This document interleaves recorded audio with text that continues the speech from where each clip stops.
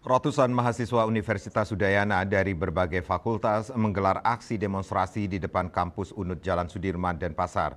Dalam aksi demo seruan aksi darurat demokrasi Indonesia tersebut, mahasiswa menyerukan penolakan terhadap revisi Undang-Undang Pilkada.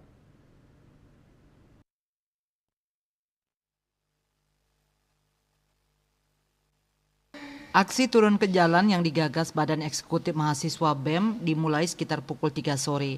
Ratusan peserta aksi yang mayoritas mengenakan pakaian berwarna hitam sebagai simbol matinya demokrasi berjalan kaki mengambil start dari arah utara menuju ke lampu merah Simpang 4 di gerbang selatan kampus Sudirman.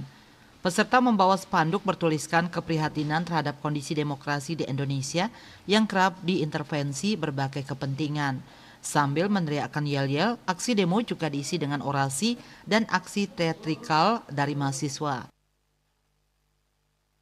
Tim Liputan Bali TV.